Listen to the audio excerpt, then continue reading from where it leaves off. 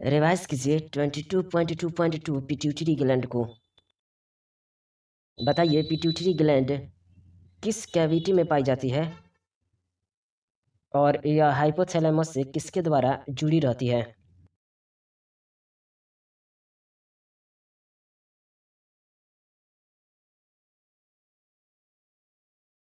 जी हाँ, pituitary gland एक सेला turcica नामक बोनी कैविटी में पाई जाती है और यह हाइपोथैलेमस से एक स्टॉक के द्वारा जुड़ी रहती है। बताइए पिट्यूटरी ग्लैंड एनाटोमिकली कितने भागों में विभाजित होती है, नाम बताइए।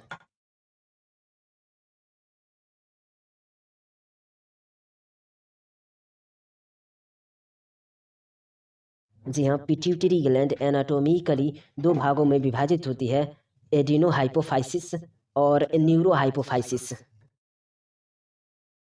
एडिनोहाइपोफाइसिस कितने भागों से बना होता है, नाम बताइए।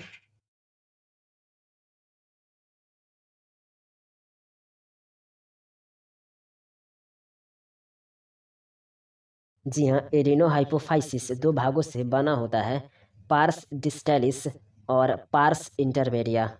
जी हाँ, एडिनोहाइपोफाइसिस दो भागों से बना होता है, पार्स डिस्टैलिस और पार्स इंटरमेडिया। जी हाँ, एडिनोहाइपोफाइसिस दो भागों से बना होता है, पार्स डिस्टैलिस और पार्स इंटरमेडिया। जी हाँ, एडिनोहाइपोफाइसिस दो भागों से बना होता है, पार्स डिस्टैलिस और पार्स इंटरमेडिया। पिट्यूटरी के पार्स डिस्टैलिस भाग को साधारण तौर पर क्या कहते हैं।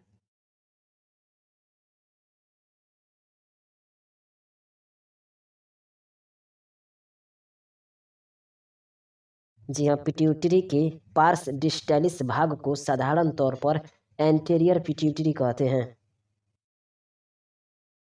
6 ऐसे हार्मोन का नाम बताइए जिसका प्रोडक्शन एंटीरियर पिट्यूटरी से होता है।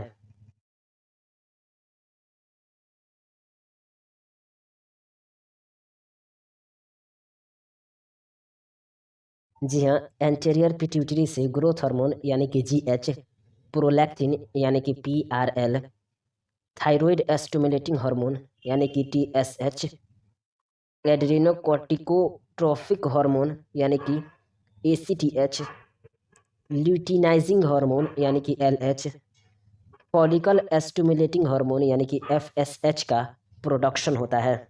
जी हाँ, एंटीरियर पिट्यूटरी से ग्रोथ हार्मोन यानी कि जीएच, प्रोलैक्टिन यानी कि पीआरएल, थायराइड स्टिमुलेटिंग हार्मोन यानी कि टीएसएच, एड्रेनोकॉर्टिकोट्रोफिक हार्मोन यानी कि एसीटीएच, ल्यूटिनाइजिंग हार्मोन यानी कि एलएच, फॉलिकल स्टिमुलेटिंग हार्मोन यानी कि एफएसएच का प्रोडक्शन होता है। जी हाँ, एंटीरियर पिट्यूटरी से ग्रोथ हार्मोन यानी कि जीएच, प्रोलैक्टिन यानी कि पीआरएल, थायराइड स्टिमुलेटिंग हार्मोन यानी कि टीएसएच, एड्रेनोकॉर्टिकोट्रोफिक हार्मोन यानी कि एसीटीएच, ल्यूटिनाइजिंग हार्मोन यानी कि एलएच, फॉलिकल स्टिमुलेटिंग हार्मोन यानी कि एफएसएच का प्रोडक्शन होता है। पार्स इंटरमीडिया कितने हार्मोन का सिक्रेशन करता है, नाम बताइए।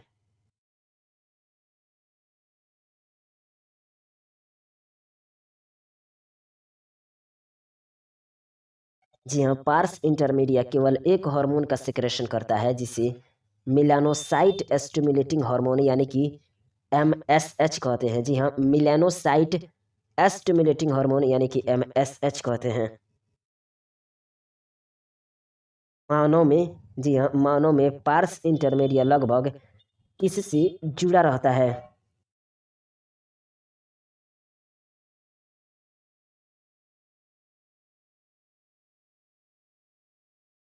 जी हाँ, मानव में पार्स इंटरमीडिया जी हाँ, मानव में पार्स इंटरमीडिया लगभग पार्स डिस्टैलिस से जुड़ा रहता है। जी हाँ, मानव में पार्स इंटरमीडिया लगभग पार्स डिस्टैलिस से जुड़ा रहता है। न्यूरोहाइपोफाइसिस यानी कि पार्स नर्वोसा को क्या कहते हैं।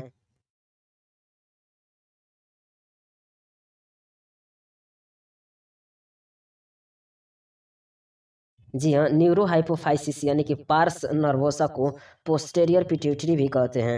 यह हाइपोथैलेमस द्वारा उत्पादित हार्मोन डेट इज ऑक्सीटोसिन और वेसोप्रेसिन को स्टोर व रिलीज करती है। जी हाँ, न्यूरोहाइपोफाइसिस यानी कि पार्स नर्वोसा को पोस्टेरियर पिट्यूटरी भी कहते हैं। यह हाइपोथैलेमस द्वारा उत्पादित हार्मोन्स यानी कि ऑक्सीटोसिन और वेसोप्रेसिन को स्टोर व रिलीज करती है। ऑक्सीटोसिन और वेसोप्रेसिन का सिंथेसिस वास्तव में किसके द्वारा होता है?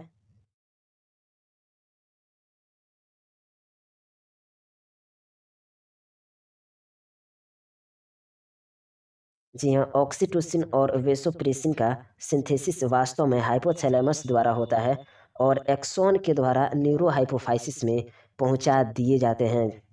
जी हाँ, ऑक्सीटोसिन और वेसोप्रेसिन का सिंथेसिस वास्तव में हाइपोथैलेमस द्वारा होता है और एक्सोन के द्वारा न्यूरोहाइपोफाइसिस में पहुंचा दिए जाते हैं। जीएच के ओवर सेक्रेशन की वजह से शरीर की एबनॉर्मल ग्रोथ होने को क्या कहते हैं?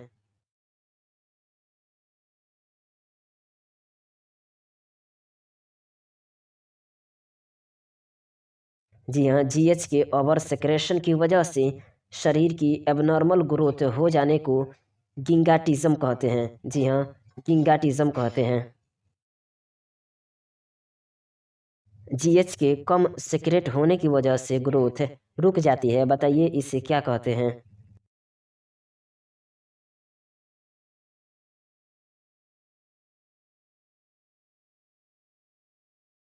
जीएच के कम सेक्रेट होने की वजह से ग्रोथ रुक जाती है। इसे पिट्यूटरी ड्वार्फिज्म कहते हैं। जी हाँ, जीएच के कम सेक्रेट होने की वजह से ग्रोथ रुक जाती है। इसे पिट्यूटरी ड्वार्फिज्म कहते हैं।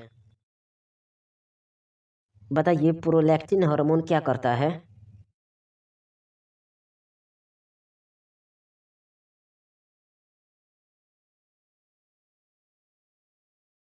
जी हाँ, प्रोलैक्टिन हार्मोन मेमोरी ग्लैंड की ग्रोथ और उनमें मिल्क फॉर्मेशन को रेगुलेट करता है। जी हाँ, प्रोलैक्टिन हार्मोन मेमोरी ग्लैंड की ग्रोथ और उनमें मिल्क फॉर्मेशन को रेगुलेट करता है।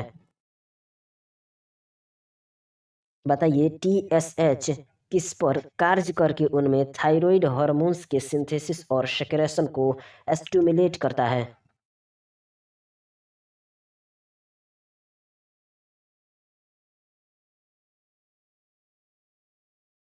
जी हाँ, टीएसएच थायराइड ग्लैंड पर कार्य करके उनमें थायराइड हार्मोन्स के सिंथेसिस और सेक्रेशन को स्टिमुलेट करता है। जी हाँ, टीएसएच थायराइड ग्लैंड पर कार्य करके उनमें थायराइड हार्मोन्स के सिंथेसिस और सेक्रेशन को स्टिमुलेट करता है। बताइए कौन एड्रिनल कॉर्टेक्स पर कार्य करता है और यह ग्लूकोकॉर्टिकोइड्स नामक स्टेरॉयड हार्मोन्स की सिंथेसिस और सेक्रेशन को स्टिमुलेट करता है?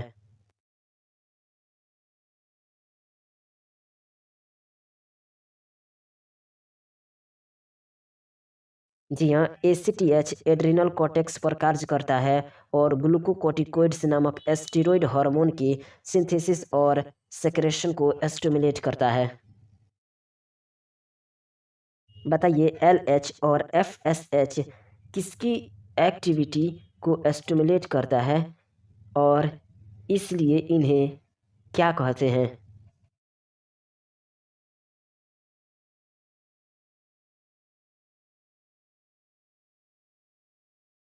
जी हाँ, एलएच और एफएसएच गोनाड की एक्टिविटी को स्टिमुलेट करते हैं, इसलिए इन्हें गोनाडोट्रोपिन्स भी कहते हैं। जी हाँ, एलएच और एफएसएच गोनाड की एक्टिविटी को स्टिमुलेट करते हैं, इसलिए इन्हें गोनाडोट्रोपिन्स भी कहते हैं। मेल में एलएच क्या करता है?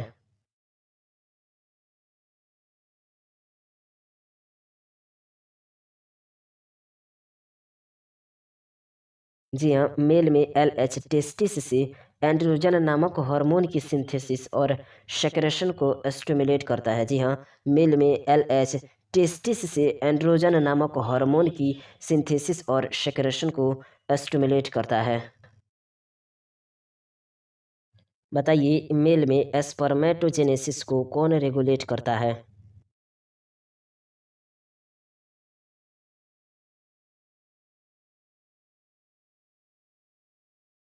जी हाँ, मेल में स्पर्मेटोजेनेसिस को एफएसएच और एंड्रोजन रेगुलेट करता है। जी हाँ, मेल में स्पर्मेटोजेनेसिस को एफएसएच और एंड्रोजन रेगुलेट करता है। जी हाँ, मेल में स्पर्मेटोजेनेसिस को एफएसएच और एंड्रोजन रेगुलेट करता है। बताइए फीमेल में एलएच क्या करता है?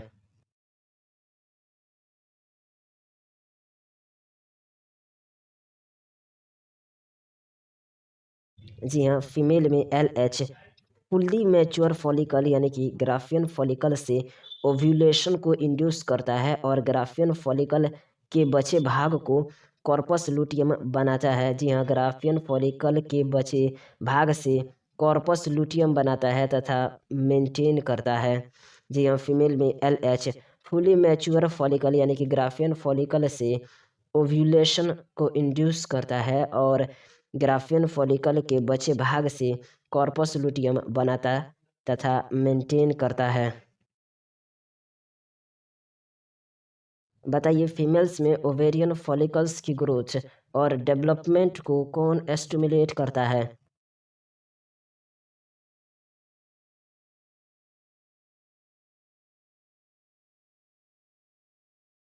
जी हाँ, फीमेल्स में एफएसएच ओवेरियन फॉलिकल्स की ग्रोथ और डेवलपमेंट को स्टिमुलेट करता है। जी हाँ, एफएसएच फीमेल्स में ओवेरियन फॉलिकल्स की ग्रोथ और डेवलपमेंट को स्टिमुलेट करता है। एमएसएच किस पर कार्य करता है तथा स्किन के पिगमेंटेशन को रेगुलेट करता है?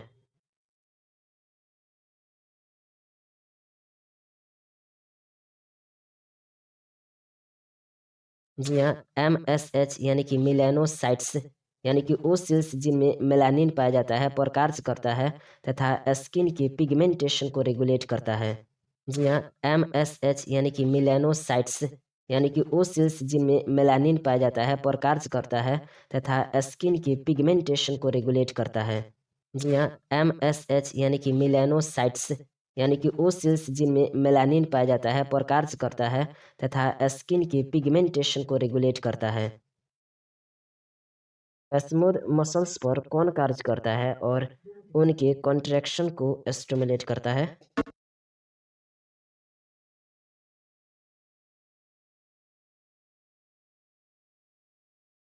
जी हाँ, ऑक्सीटोसिन हमारे शरीर की स्मूथ मसल्स पर कार्य करता है और उनके कॉन्ट्रैक्शन को स्टिमुलेट करता है। जी हाँ, ऑक्सीटोसिन हमारे शरीर की स्मूथ मसल्स पर कार्य करता है और उनके कॉन्ट्रैक्शन को स्टिमुलेट करता है। जी हाँ, ऑक्सीटोसिन हमारे शरीर की स्मूथ मसल्स पर कार्य करता है और उनके कॉन्ट्रैक्शन को स्टिमुलेट करता है।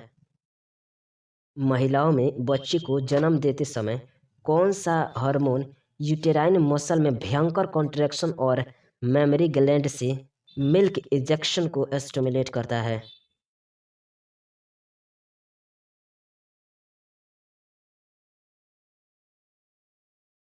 जी हाँ, महिलाओं में बच्चे के जन्म के समय ऑक्सीटोसिन यूटेराइन मसल्स में भयंकर कॉन्ट्रैक्शन और मेमरी ग्लैंड में मिल्क इजेक्शन को स्टिमुलेट करता है।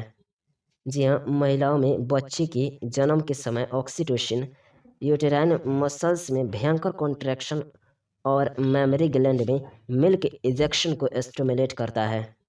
जी हाँ, महिलाओं में बच्चे के जन्म के समय ऑक्सीटोसिन यूटेराइन मसल्स में भयंकर कॉन्ट्रैक्शन और मेमरी ग्लैंड में मिल्क इजेक्शन को स्टिमुलेट करता है। बताइए वेसोप्रेसिन मुख्यतः क्या करता है?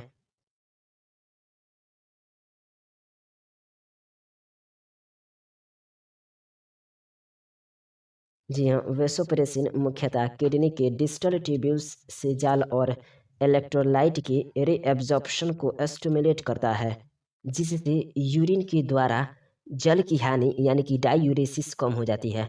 अतः इसलिए इन्हें एंटी डायूरेटिक हार्मोन यानी कि एडीएच भी कहते हैं।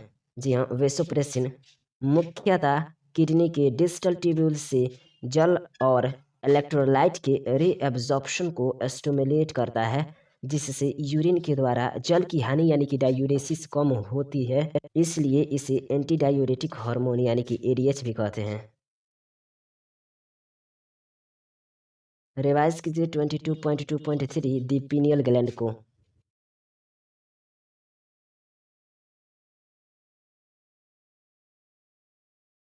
बताइए पीनियल ग्लैंड कहाँ स्थित होता है?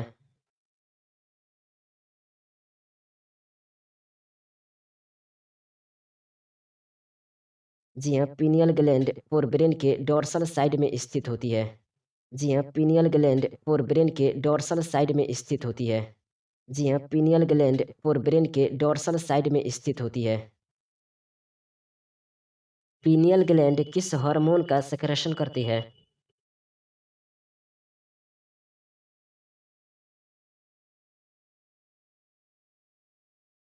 जी हाँ, पीनियल ग्लैंड मेलाटोनिन हार्मोन का सेक्रेशन करती है। मेलाटोनिन क्या करता है?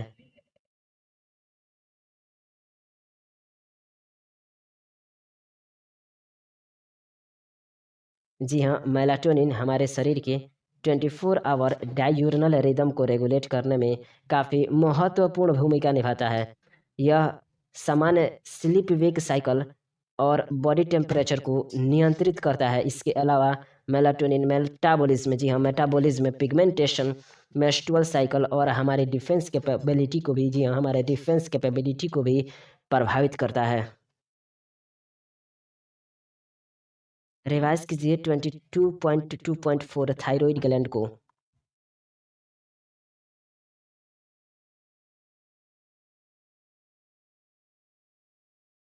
बताइए थायराइड ग्लैंड कहाँ स्थित होता है और कितने लोब्स से बना रहता है?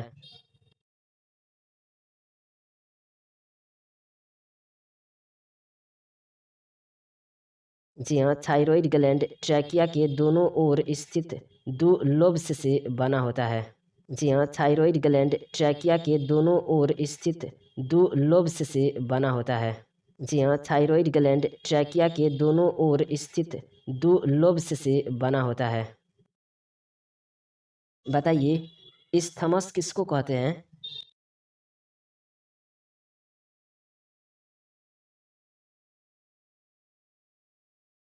जी हाँ, थायराइड ग्लैंड ट्रैकिया के दोनों ओर स्थित दो लोब्स से बनी होती है। दोनों लोब्स कनेक्टिव टिश्यू की एक पतले फ्लैप से आपस में जुड़े रहते हैं, जिसे इस्थमस कहते हैं। जी हाँ, थायराइड ग्लैंड ट्रैकिया के दोनों ओर स्थित दो लोब्स से बनी होती है।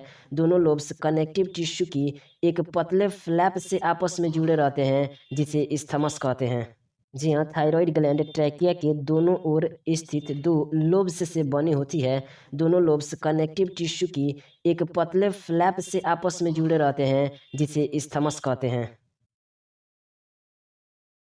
बताइए थायराइड ग्लैंड किससे बनी होती है?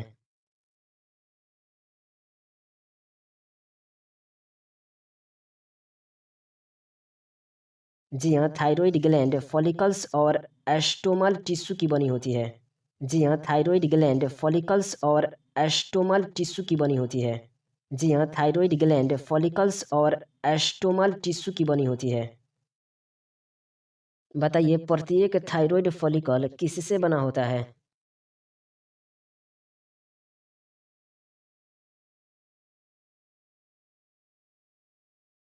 बताइए क्या थायराइड फॉलिकल एक कैविटी को घेरे फॉलिक्यूलर सेल से बना रहता है?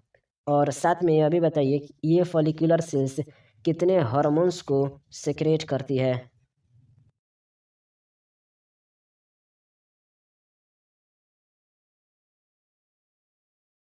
जी हाँ, प्रत्येक थायराइड फॉलिकल एक कैविटी को घेरे फॉलिक्यूलर सेल्स से बना होता है। ये फॉलिक्यूलर सेल्स दो हार्मोन्स टेट्राआयोडोथायरोनिन अथवा थायरोक्सिन यानी कि T4 तथा ट्राईआयोडोथायरोनिन यानी कि T3 का सेक्रेशन करती है। जी हाँ, प्रत्येक थायराइड फॉलिकल एक कैविटी को घेरे फॉलिक्यूलर सेल्स से बना होता है। ये फॉलिक्यूलर सेल्स दो हार्मोन्स टेट्राआयोडोथायरोनिन अथवा थायरोक्सिन यानी कि T4 तथा ट्राईआयोडोथायरोनिन यानी कि T3 का सेक्रेशन करती है। जी हाँ, प्रत्येक थायरॉइड फॉलिकल एक कैविटी को घेरे फॉलिक्यूलर सेल्स से बना होता है। ये फॉलिक्यूलर सेल्स दो हार्मोन्स टेट्राआयोडोथायरोनिन अथवा थायरोक्सिन यानी कि T4 तथा ट्राईआयोडोथायरोनिन यानी कि T3 का सेक्रेशन करती है। थायराइड हार्मोन्स के नॉर्मल रेट से बनने के लिए किसकी आवश्यकता होती है?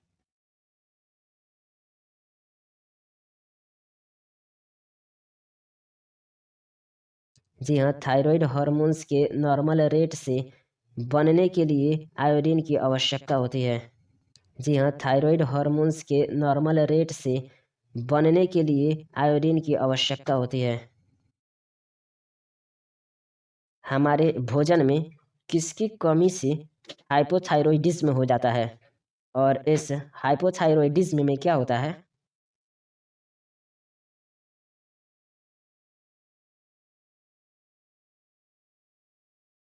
जी हाँ, हमारे भोजन में आयोडीन की कमी से हाइपोथायरॉयडिज्म हो जाता है और थायरॉइड ग्लैंड बढ़ जाता है, जिसे साधारणतः गोइटर कहते हैं।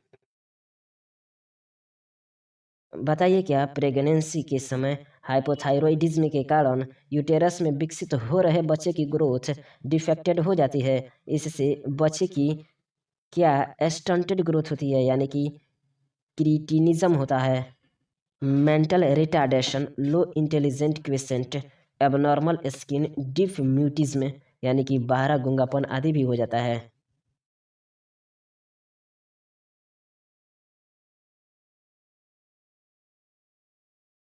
जी हाँ, प्रेगनेंसी के समय हाइपोथायरॉयडिज्म के कारण यूटेरस में विकसित हो रहे बच्चे की ग्रोथ डिफेक्टेड हो जाती है।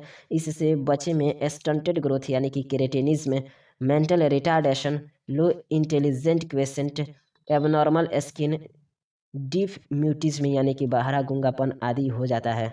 जी हाँ, प्रेगनेंसी के समय हाइपोथायरॉयडिज्म के कारण यूटेरस में विकसित हो रहे बच्चे की ग्रोथ डिफेक्टेड हो जाती है। इससे बच्चे में स्टंटेड ग्रोथ यानी कि क्रेटिनिज्म, मेंटल रिटार्डेशन, लो इंटेलिजेंट क्वेसेंट, एबनॉर्मल स्किन डिफ म्यूटिज्म यानी कि बहरा गूंगापन आदि हो जाता है।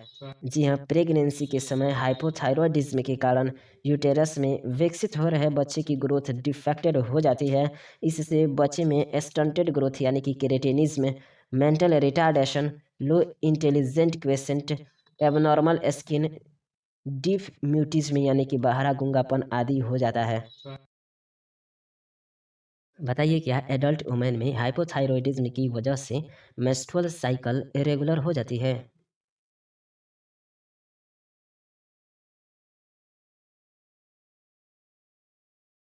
जी हाँ, एडल्ट वुमेन में हाइपोथायरॉयडिज्म की वजह से मेंस्ट्रुअल साइकिल इरेगुलर हो जाती है। जी हाँ, एडल्ट वुमेन में हाइपोथायरॉयडिज्म की वजह से मेंस्ट्रुअल साइकिल इरेगुलर हो जाती है। जी हाँ, एडल्ट वुमेन में हाइपोथायरॉयडिज्म की वजह से मेंस्ट्रुअल साइकिल इरेगुलर हो जाती है। बताइए, हाइपरथायरॉयडिज्म किसको कहते हैं?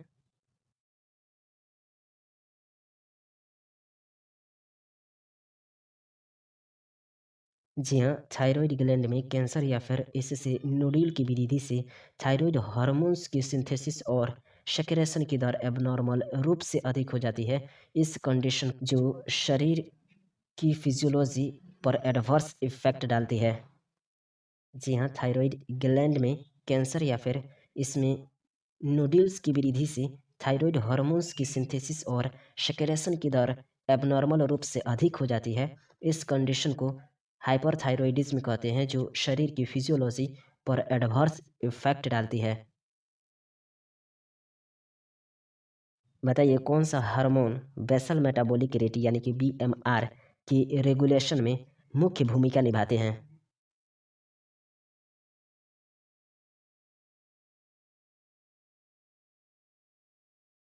जी हाँ, thyroid hormones basal metabolic rate यानी कि बीएमआर के रेगुलेशन में मुख्य भूमिका निभाते हैं। जी हाँ, thyroid hormones basal metabolic rate यानी कि बीएमआर के रेगुलेशन में मुख्य भूमिका निभाते हैं। जी हाँ, thyroid hormones basal metabolic rate यानी कि बीएमआर के रेगुलेशन में मुख्य भूमिका निभाते हैं। बताइए, क्या थायराइड हार्मोन्स आरबीसी के फॉर्मेशन में सहायता प्रदान करते हैं?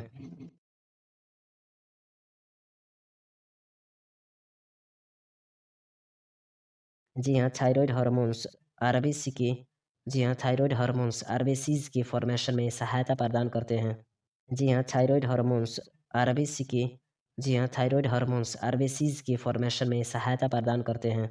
जी हाँ, थायरॉइड हार्मोन्स आरबीसी की जी हाँ, थायरॉइड हार्मोन्स आरबीसीज़ की फॉर्मेशन में सहायता प्रदान करते हैं। बताइए, थायरॉइड हार्मोन्स किस-किस के मेटाबॉलिज्म को कंट्रोल करते हैं?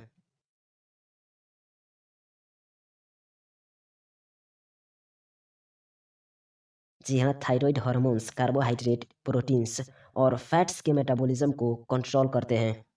जी हाँ, थायरॉइड हार्मोन्स कार्बोहाइड्रेट, प्रोटीन्स और फैट्स के मेटाबॉलिज्म को कंट्रोल करते हैं। जी हाँ, थायरॉइड हार्मोन्स कार्बोहाइड्रेट, प्रोटीन्स और फैट्स के मेटाबॉलिज्म को कंट्रोल करते हैं।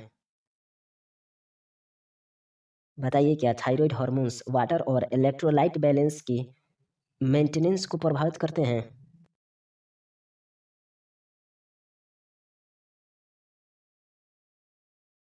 यहाँ थायरॉइड हार्मोन्स वाटर और इलेक्ट्रोलाइट बैलेंस के मेंटेनेंस को प्रभावित करते हैं। यहाँ थायरॉइड हार्मोन्स वाटर और इलेक्ट्रोलाइट बैलेंस के मेंटेनेंस को प्रभावित करते हैं। यहाँ थायरॉइड हार्मोन्स वाटर और इलेक्ट्रोलाइट बैलेंस के मेंटेनेंस को प्रभावित करते हैं। थायरॉइड हार्मोन के द्वारा सिक्रेट किए जाने वाले एक प्रोटीन हार्मोन का नाम बताइए जो ब्लड में कैल्शियम लेवल को रेगुलेट करता है।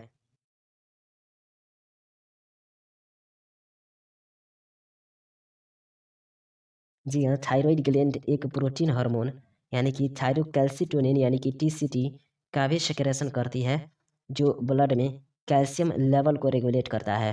जी हाँ, थायरॉइड ग्लैंड एक प्रोटीन हार्मोन यानी कि थायरोकैल्सिटोनिन यानी कि टीसीटी का भी सिक्रेशन करती है जो ब्लड में कैल्शियम लेवल को रेगुलेट करता है। जी हाँ, थायरॉइड ग्लैंड एक प्रोटीन हार्मोन यानी कि थायरोकैल्सिटोनिन यानी कि टीसीटी का भी सिक्रेशन करती है जो ब्लड में कैल्शियम लेवल को रेगुलेट करता है। चलिए figure 22.3 diagrammatic view of the position of thyroid and parathyroid A ventral side B dorsal side का फिगर अपने नोटबुक में कम से कम 20 बार बनाइए। क्या आपको थायरॉइड एंड पैराथायरॉइड के वेंट्रल साइड में वोकल कॉर्ड की लेबलिंग दिख रही है?